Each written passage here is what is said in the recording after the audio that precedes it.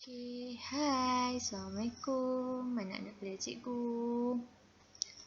So, untuk subjek sains, masa dengan cikgu Wan ni, so hari ni kita akan belajar bab baru, iaitu bab 2, tajuk ekosistem. Ekosistem, cikgu tunjuk gambar sawah kan? So, gambar sawah ni merupakan salah satu contoh ekosistem. Okey, apa yang maksud dengan ekosistem ialah interaksi ataupun hubung kait antara benda hidup dan juga benda bukan hidup. Maksudnya macam mana organisme ni maksud benda yang ada, benda hidup yang ada dekat tempat tersebut berinteraksi. Contoh berinteraksi ni macam makan, macam mereka mencari pasangan, macam mereka macam bergaduh untuk jaga kawasan dalam alam fizikal yang akan menghasilkan satu kitaran. So, hari ni kita akan belajar pasal kitaran tenaga dalam ekosistem. Subtopik 2.1, aliran tenaga dalam ekosistem. Okey, sumber tenaga yang utama ialah matahari. So, tenaga dari matahari ni dipindah kepada organisma hidup melalui tumbuhan hijau. So, tumbuhan hijau ni akan melakukan proses fotosintesis. Okey, kemudian bermula pada tumbuhan hijau ni, tenaga tersebut akan dipindahkan kepada pengguna primer, pengguna sekunder dan juga pengguna tertier dalam rantai makanan. Okey, pengguna ni dalam kalangan haiwan lah, dalam spesies haiwan. Okey, kalau pengeluar pokok tumbuhan hijau tu dipanggil pengeluar. Okey, untuk rantai makanan, apa yang dimaksudkan dengan rantai makanan ialah hubungan pemakanan antara organisma hidup dalam satu habitat. So, macam mana organisma ni struktur ataupun turutan pemakanan mereka.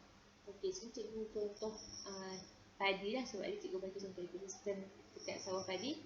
So, sini dekat habitat sawah padi, pengeluarnya ialah padi. Pengeluar ni ialah tumbuhan hijau yang menghasilkan makanan sendiri, okay, melalui proses fotosintesis. Okay, seterusnya, tumbuhan hijau ni, anak panah tu bermaksud dimakan oleh. Okay, tumbuhan padi ni dimakan oleh belalang. Belalang bertindak sebagai pengguna primer. Haiwan herbivor yang makan tumbuhan-tumbuhan sahaja ataupun omnivor yang makan tumbuhan dan juga haiwan yang akan memakan pengeluar. Okay, kemudian belalang dimakan oleh tikus. Tikus bertindak sebagai pengguna sekunder. Okay. Kemudian tikus dimakan oleh ular. Ular sebagai pengguna tertier. Okay, ular selalunya dalam bentuk haiwan karnivor lah yang akan makan pengguna sekunder.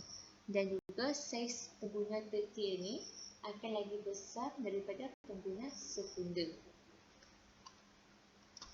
Kita lihat buat dalam buku buat dalam buku nota dululah. Kita buat dalam buku nota. Bina dua rantai makanan berdasarkan haiwan-haiwan berikut. Cikgu dah bagi padi, tikus, belalang, ulat, katak, burung pipit, juga helang. Buat dua je rantai makanan berdasarkan haiwan-haiwan tersebut. Okey, yang last sekali ialah siratan makanan. Okey, siratan makanan ni ialah gabungan beberapa rantai makanan. So, rantai makanan bila bergabung akan menjadi siratan makanan. Okey, bila siratan makanan ni berlaku siratan makanan, tenaga yang dialirkan tu akan berkurangan ataupun akan hilang. Sebab apa? Organisme ni dia menggunakan tenaga yang disalurkan tu untuk menjalani proses hidup. Dan juga tenaga yang dapat daripada pemakanan ataupun apa yang pemakan tu akan hilang dalam bentuk haba dan juga tenaga kimia.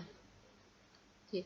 Untuk cari berapa rantai makanan dalam siratan makanan, cikgu akan bagi dalam video yang berasingan. So, tengok video tersebut untuk kita cari ataupun kita senaraikan rantai makanan yang terdapat dalam siratan makanan. Okay, ada perbezaan antara rantai makanan dan juga siratan makanan. Okay, rantai makanan dia lebih simple. Siratan makanan dia lebih kompleks ataupun lebih rumit. dia punya nak panah. Yang lain nak belajar tu senang je.